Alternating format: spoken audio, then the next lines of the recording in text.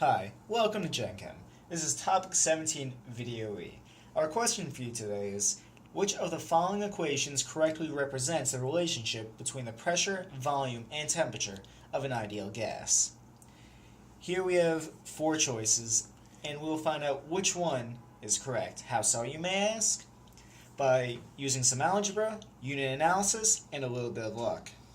By doing so, we will find out which choice is the correct rearrangement of the ideal gas equation, more commonly known as PV is equal to nRT. Choice A gives us the equation P is equal to nRTV. If we convert our variables into the corresponding units, we in turn get atmospheres are equal to moles times the universal gas constant, which has the units liters atmospheres over moles kelvins times kelvins times liters. And by canceling out kelvins and moles, we are then left with the equation atmospheres are equal to atmospheres times liters squared. And as you can see, the two pieces of the equation are not equivalent, so therefore choice A is incorrect. Here we have the equation T equals N times R times P divided by V. Now let's convert these into units. For temperature, we have Kelvin equals to N is moles, R is universal gas constant, so the units are liters times atmospheres over moles times Kelvin multiplied by atmosphere over liters. Now to simplify this, it's better if we multiply the whole equation by liters. This way, liters and liters cancel out, and we have Kelvin times liters on the left-hand side. Now on the right-hand side, we can also cancel out moles and moles. So now we're left with liters times atmosphere squared. Again, we can cancel out the liters on both sides.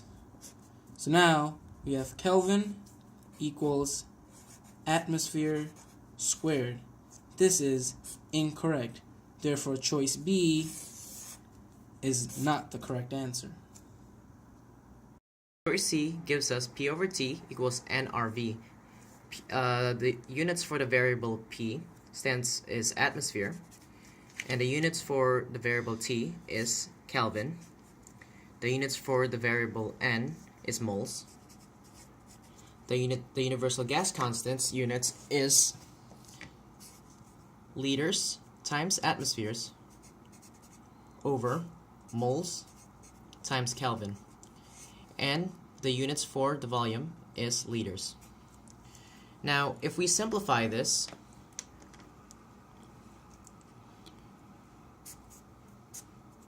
we get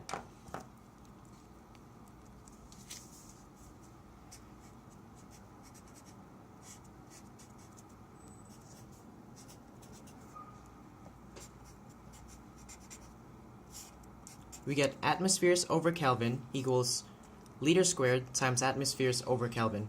Now these don't cancel out, so choice C is therefore wrong. Choice D gives us the equation V over N equals RT over P. Now plugging in units for these variables, we arrive at liters over moles equals liters times atmospheres over moles times Kelvin in parentheses, also known as the universal gas constant, times Kelvin over atmospheres. Now we can simplify this. Kelvins cancel out, so we're left with L over moles equals liters over moles of course, times atmosphere. On top, don't forget your variables. All this over atmospheres on the bottom. Now this, we can multiply both sides by atmospheres. So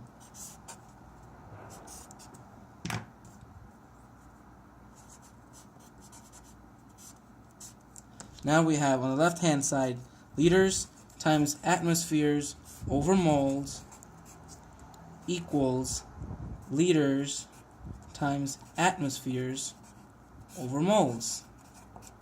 The atmospheres here and here cancel out.